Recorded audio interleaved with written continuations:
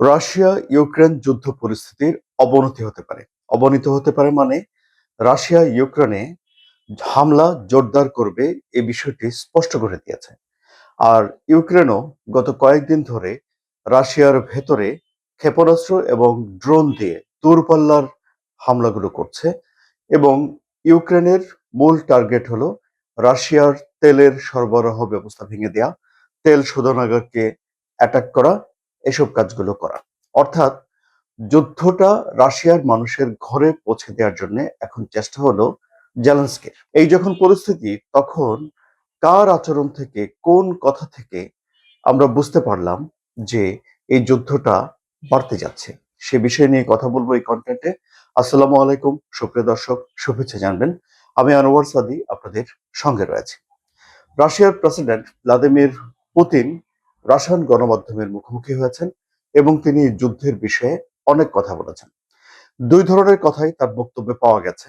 যেমন ধরুন, এক ধরনের কথা হলো যে যুদ্ধের ভয়াবহতা বাড়তে পারে, এই ইঙ্গিত তিনি দিয়েছেন।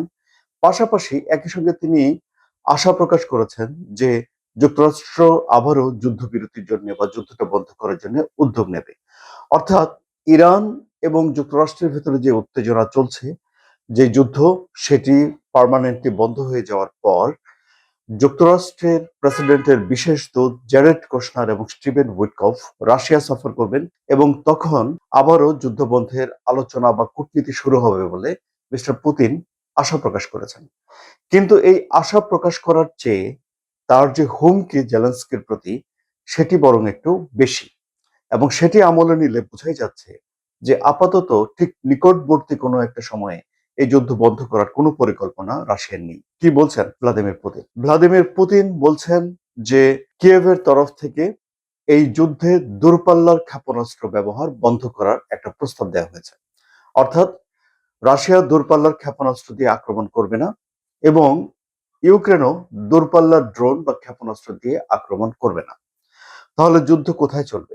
যুদ্ধ চলবে 1250 কিলোমিটার সীমান্ত ধরে, যেখানে দুই পক্ষ লড়াই করছে এবং রাশিয়া মেইনলি দনবাস অঞ্চলটা দখল করে ফেলতে চাইছে।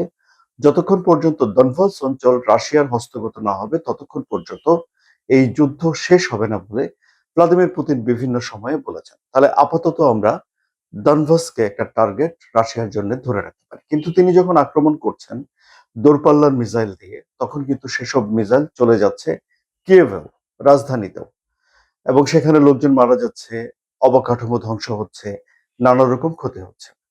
এখন সত্যি সত্যি কিয়েভ এরকম একটা প্রস্তাব দিয়েছে কিনা, সে বিষয়ে ইউরোপ, যুক্তরাষ্ট্র এবং জেলেনস্কির তরফ থেকে কোনো বক্তব্য এখনো পর্যন্ত পাওয়া যায়নি। কিন্তু ভ্লাদিমির পুতিন বলছেন যে এরকম একটা প্রস্তাব তিনি পেয়েছেন এবং এই প্রস্তাবটি তিনি নাকচ করে দিয়েছেন।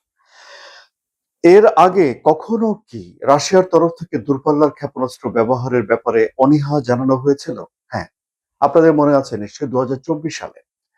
2024 সালে যখন এই যে উত্তর কোরিয়ার সেনাদেরকে নিয়ে এসেছিল কোরকে, রাশিয়া মোতায়েন করেছিল, তখন জো বাইডেন ছিলেন যুক্তরাষ্ট্রের ক্ষমতায়। তিনি রাশিয়ার ভেতরে দূরপাল্লার ক্ষেপণাস্ত্র দিয়ে হামলা করার অনুমতি দিয়েছিলেন, যুক্তরাজ্য দিয়েছিল।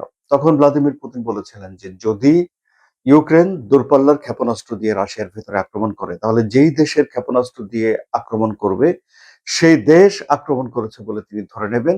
সে দেশটি যদি ন্যাটোভুক্ত দেশ হয়, তাহলে ন্যাটো আক্রমণ করেছে বলে তিনি ধরে নেবেন এবং তার একটা বৈধ একটা কারণ তৈরি হবে যে ওই দেশগুলোতে তিনি আক্রমণ করার জন্য। এমনকি তিনি এটিও বলেছিলেন যে যেসব দেশের এই ক্ষেপণাস্ত্র ব্যবহার করা হবে, তাতে যদি পারমাণবিক অস্ত্র থাকে, তাহলে ওইসব দেশে তিনি পারমাণবিক অস্ত্র মেরে ফেলতে পারবেন, এরকম কথা তখন বলেছিলেন এবং রাশিয়ার পারমাণবিক অস্ত্র ব্যবহার করার যেই নীতিমালা আছে সেগুলো তিনি সংশোধন করেছিলেন। কিন্তু পরবর্তীতে আমরা দেখেছি যে ইউক্রেন ক্ষেপণাস্ত্র দিয়ে রাশিয়ার ভেতরে হামলা করেছে, এখন তো অহরহ করছে। কিন্তু রাশিয়া সেসব দেশগুলোর বিরুদ্ধে যুদ্ধে জড়িয়ে যাচ্ছে না এবং ন্যাটোর বিরুদ্ধে সরাসরি কোনো যুদ্ধে জড়িয়ে যাচ্ছে না। কিন্তু ন্যাটো যখন মধ্যস্থতা করতে আসে, তখন রাশিয়ার তরফ থেকে বলা হয় যে ন্যাটোভুক্ত দেশগুলো তো প্রত্যক্ষভাবে সহযোগিতা করছে ইউক্রেনকে এই যুদ্ধ চালিয়ে যাওয়ার জন্য, তারা কিভাবে এসে এই সমঝোতা করতে পারে, এটি নাকচ করে দেন ভ্লাদিমির পুতিন। সুতরাং এখন দেখা যাচ্ছে যে ভ্লাদিমির পুতিন এই ক্ষেপণাস্ত্র ব্যবহারে অনীহা তার ভেতরে নেই। তিনি বরং ইউক্রেনের ক্ষতি করতে চান এবং আরো জোরালো ক্ষেপণাস্ত্র তিনি ব্যবহার করতে চান। কেন?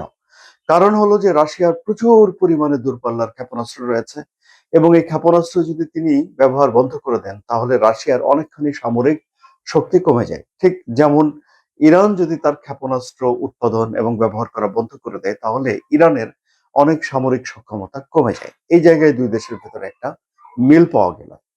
এখন ভ্লাদিমির পুতিনের তরফ থেকে বলা হচ্ছে যে এই যে ১২৫০ কিলোমিটার জায়গা জুড়ে সম্মুখ যে যুদ্ধ চলছে সেই যুদ্ধে ঠিক কুলিয়ে উঠতে পারছে না ইউক্রেন। তাদের লোকবল নেই।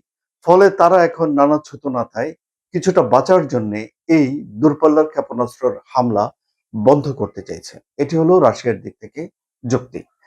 এদিকে মার্কিন প্রেসিডেন্ট ডোনাল্ড ট্রাম্প এই যুদ্ধটা বন্ধ করার প্রতিশ্রুতি দিয়ে ক্ষমতায় এসেছিলেন। তারপরে তিনি একটা কূটনৈতিক তৎপরতা শুরু করেছিলেন। সে কূটনৈতিক তৎপরতা নানানভাবে বাধাগ্রস্ত হয়েছে। এক পক্ষ মানে তো অপর পক্ষ মানে না। এবং এই যুদ্ধটা একটা পরিণতি পাওয়ার আগে মানে বন্ধ হয়ে যাওয়ার আগেই যুক্তরাষ্ট্র নিজেই ইরানের যুদ্ধে জড়িয়ে পড়েছে এবং এখানে এই যুদ্ধ বন্ধ করার কূটনৈতিক তৎপরতা আপাতত বন্ধ রয়েছে। এই হলো সার্বিক পরিস্থিতি। সব তো শুনলেন। আপনাদের কি মনে হচ্ছে? আপনাদের মতামত কমেন্টে জানান।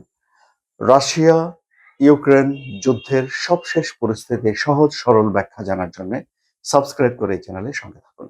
ধন্যবাদ সবাইকে।